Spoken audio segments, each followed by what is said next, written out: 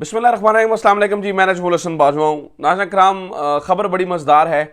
अगले कुछ घंटे बहुत अहम हैं, ऑब्वियसली 18-19 घंटे, क्योंकि आज 10 अप्रैल है। तो आज रात 12 बजे तक का वक्त है। कल सुप्रीम कोर्ट के अंदर रिपोर्ट पेश करनी है और अगर फंड्स जारी ना किए गए तो तौहीन अदालत की कार्रवाई शुरू होनी है। यानी कि अभी ये 4 सवा 4 सुबह के वक्त जो है ना वो वीडियो मेरे ख्याल से पब्लिश होगी और रात 12 बजे तक जो है ना वो 18 को घंटे जो है ना वो बाकी है। इन 18 घंटों में बहुत कुछ होने वाला है और आज आप बहुत कुछ होता हुआ देखेंगे। लेकिन सबसे बड़ी और मज़ेदार खबर है कि किसी ने किसी का नंबर ब्लॉक किया है, किसी ने किसी की फ़ोन्स उठाना बंद कर दिए हैं और जिन्होंने नंबर ब्लॉक किया है और जिनका नंबर ब्लॉक हुआ है, मैं वीडियो के शुरू में ही बता दूं कि उनमें मिलिट्री स्टैब्लिशमेंट का कोई बंदा भी नहीं है। मिलिट्री स्टैब्लिशमेंट ने ना किसी का नंबर ब्लॉक किया है और ना उनका उनका तो ऑब्वियसली कोई नहीं करता, तो ना उनका नंबर जो है ना वो किसी ने ब्लॉक किया है। ये कहानी कुछ और है और बड़ी मज़ेदार है। एक साल हुआ है आज तकरीबन, देखें ना, 9 और 10 अप्रैल की दरमियानी रात थी जब वज़ीर आज़म इमरान खान निकले थे। आपको पता है, डायरी उठाकर मैं इस बारे में बता चुका हूं। तो आज तकरीबन एक साल हुआ है। इस एक साल के अंदर सूरत हाल ऐसी हो गई है कि शहबाज शरीफ साहब काम करवाने के लिए जिनको कह रहे हैं, यानी कि यूं कहना चाहिए कि शहबाज शरीफ साहब का वो सबसे बड़ा मददगार, शहबाज शरीफ साहब को जिस पे सबसे ज्यादा भरोसा था, और वही शख्स था जो शहबाज शरीफ साहब को इस पूरी मुश्किल सूरत हाल से निकाल सकता था, जिसने शहबाज शरीफ के पैगाम रसानों का नंबर जो है वो ब्लॉक कर दिया है। ये बड़ी मजेदार सिचुएशन है, इसके ऊपर हमने बात करनी है। कुछ और चीजें भी हैं आपके साथ शेयर करने वाली है। कुछ पोल्स जो है ना वो जनरेट किए गए हैं, उसके ऊपर बात करनी है। कुछ जो है ना वो अरब बादशाहों का जिक्र हुआ है, उसके ऊपर बात करनी है। वफाकी काबीना के एलामिया के ऊपर कुछ बात करनी है और ये तौहीन अदालत की कार्रवाई कैसे होगी उसके ऊपर बात करनी है। काफी सारी चीजें हैं, लेकिन सबसे पहले नाज़रीन किराम, मखदूम शहाबुद्दीन हमारे दोस्त, हमारा बड़ा प्यारा भाई है। मेरा तो उससे बड़ा अच्छा ताल्लुक है। उसके बारे में खबरें ये आ रही हैं कि उसे किसी नेटवर्क का हिस्सा जो है ना वो बताया जा रहा है। वासिफ काज़मी मेरे ख्याल से एक ब्रिटिश पाकिस्तानी है जो गिरफ्तार हुए और उसके बाद उनका एक वीडियो पैगाम जारी हुआ जिसमें वो बता रहे हैं कि आदिल राजा और मखदूम शहाब एक नेटवर्क चला रहे हैं, दिस एंड दैट। मैं मखदूम शहाबुद्दीन को पिछले लंबे अरसे से जानता हूँ। नाज़रीन कराम, उस शख्स ने जितना पाकिस्तानी स्टेट का मौक़िफ़ उजागर किया है, शायद ही किसी ने किया हो। एक इंतहाई मुहिब वतन पाकिस्तानी, और जिसने वो वीडियो जिस तरह से जिन टीवी चैनल्स ने चलाई, जिन अखबारों ने चलाई, यकीनी तौर पर उन्होंने बड़ा जुल्म किया एक अच्छे जर्नलिस्ट के साथ। आप देखें, उसकी राय से इख्तलाफ कीजिए, आप मखदूम शहाब की राय से इख्तलाफ कीजिए, लेकिन ये ना करें, कम अज़ कम ये ना कीजिए कि उसे किसी जो है ना वो फॉरेन स्पॉन्सर्ड कोई एजेंडे के तहत दिखाने की कोशिश करें, क्योंकि जितना उसने स्टेट के जो है ना वो मैसेज को आगे पहुंचाया है आर्म्ड फोर्सेस के हक़ में, जितना मखदूम शहाब बोलता रहा है, शायद ही जो है ना वो को बोलता रहा हो। और मैं बज़ाते खुद जो है ना वो इन सारी चीज़ों का सेल्फ एविडेंट हूँ, मुझे बताने की ज़रूरत नहीं है। मैंने अपनी आंखों से उसको जो है ना वो इस बारे में काम करते हुए देखा, लिहाजा इस कम से कम जो है ना वो इस प्रोपेगेंडा की तो शदीद तर जो है ना वो मजम्मत भी करनी चाहिए, मुखालफत भी करनी चाहिए और इसके ऊपर बोलना भी चाहिए कि कम से कम ये बर्दाश्त नहीं है कि आप एक जर्नलिस्ट के बारे में जो है ना वो इस तरह की बातें कहें। खैर, ये जो होना था वो हो गया। नाज़रीन किराम, मैं बता रहा हूँ कि 9 और 10 अप्रैल, इस एक साल के अंदर बहुत कुछ बदला है।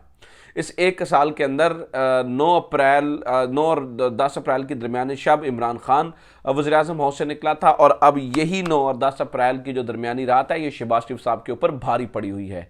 अगेन उसी तरह से शहबाज शरीफ साहब आज रात सोए नहीं हैं। उसकी वजह यह है कि एक मीटिंग हुई है नाज़रीन किराम, और उस मीटिंग के अंदर वफाकी काबीना का इजलास हुआ और वफाकी काबीना के इजलास में कुछ डिसाइड नहीं हुआ।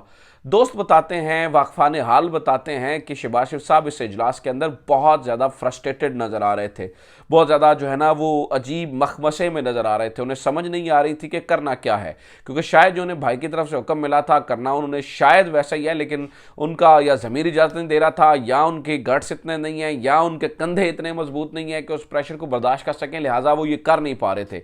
अब हुआ ये, आप जो सोच रहे होंगे कि इस मीटिंग के अंदर ऐसी क्या बात है, क्योंकि होते लंबे अरसे से प्लानिंग चल रही होगी कि ऐसे ही होगा। नहीं नाज़रीन किराम, लंबे अरसे से जो प्लानिंग चल रही थी कि इस पूरे मामले को काउंटर कैसे करना है, उसके अंदर थोड़ी सी तब्दीली आई और वो बड़ी मजेदार तब्दीली आई। इन्होंने एक बंदा तैयार किया था, सारी चीजें उसके ऊपर डालकर निकलना था। देखिए, आज वफाकी काबीना का इजलास हुआ, उस वफाकी काबीना के इजलास के अंदर फंड्स देने के बारे में कोई फैसला नहीं हुआ। 21 अरब रुपए के फंड कोई बड़े फंड्स नहीं होते नाज़रीन किराम। मतलब आप देखें ना कि आप वकीलों के मर्दों के लिए अलग और ख़वातीन के अलग स्विमिंग पूल पे 1.8 अरब रुपए लगा देते हैं। 1.8 अरब रुपए, लेकिन आप इंतखाबात के लिए 20-21 अरब रुपए आपके पास नहीं है। इसका मतलब ये कोई बड़ी रकम नहीं है।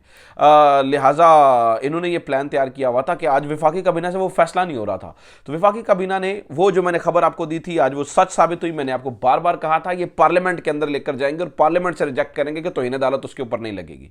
अब उसके जवाब में नाज़रीन किराम इन्होंने सोचा हुआ था, अब मैंने आपको बताया था कि देखें अदालत क्या करेगी, अगर पार्लियामेंट ये करेगी तो वो 4 सेक्रेटरीज को बुलाएगी और बुला के जो है ना वो उनकी तबीयत साफ कर देगी, ऑब्वियसली फंड जारी करने पड़ेंगे। तो इनका जो मेन कैरेक्टर था, शहबाज शरीफ साहब का जो मेन मददगार था नाज़रीन किराम, वो सेक्रेटरी खजाना था। सेक्रेटरी खजाना के ऊपर इनको बहुत उम्मीदें थी। पहले सेक्रेटरी खजाना ने एक काम किया कि वो अदालत के अंदर पेश ही नहीं हुए। उन्होंने कहा जी मैं बड़ा बीमार हूं।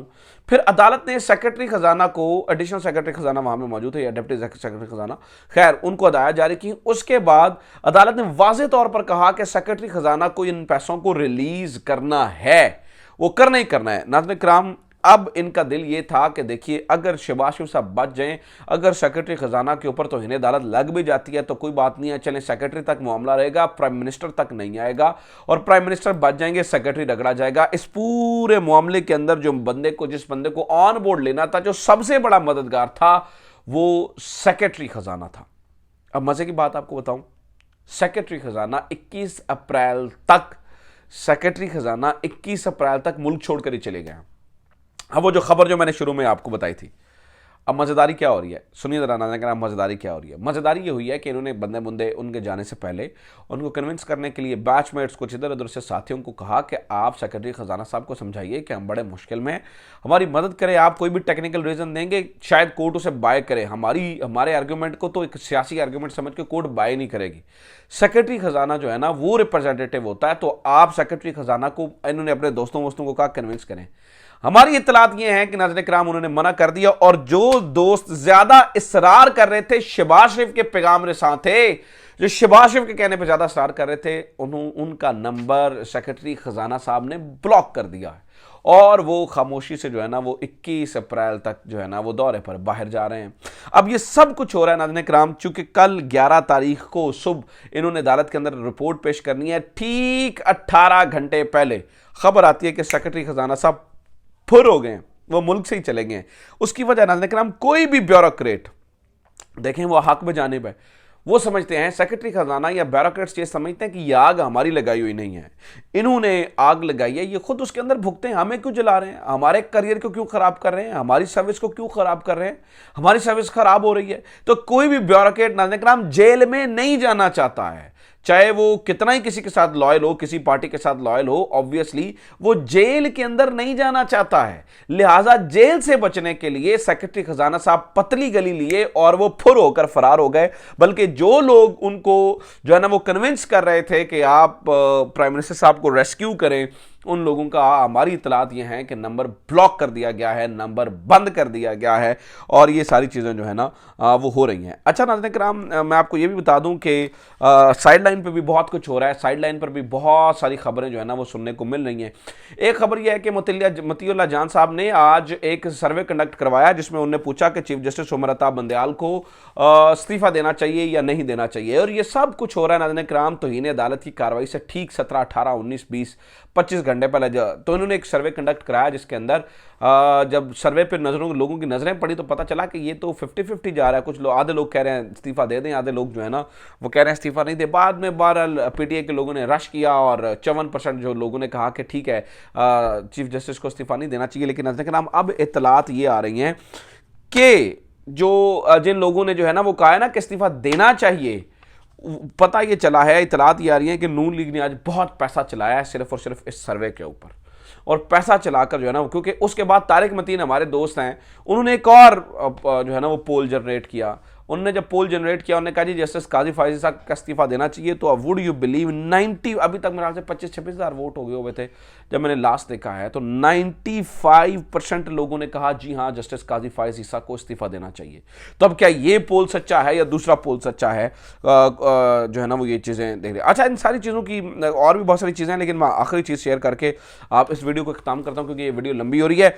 नाज़रीन किराम, मैं जस्टिस मार्कंडे काटजो को बार बार कोट कर चुका हूँ हूँ हमारे हमसाया मुल्क के जो है ना वो जस्टिस हैं, जस्टिस मार्कंडे काटचो।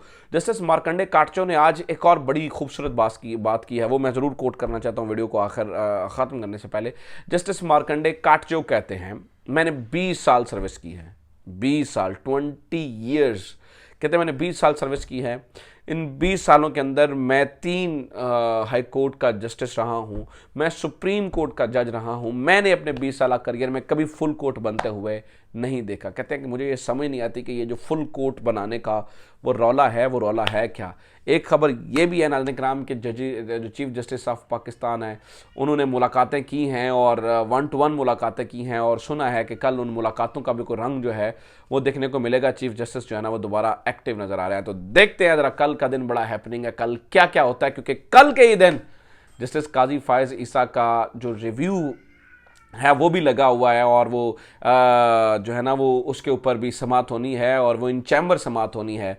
तो देखें कल का दिन बड़ा ही हैपनिंग है, देखें क्या क्या होता है, क्योंकि अभी हड़फड़ाए हुए हैं, क्योंकि सेक्रेटरी खजाना एन मौके पर जवाब दे गया हुण करिए तो करिए की, वो तो नंबर भी ब्लॉक कर रहा है, हुण की करिए। सो देखते हैं आगे क्या होता है। अपना ख्याल रखिए, खुदा हाफिज़। पाकिस्तान जिंदाबाद।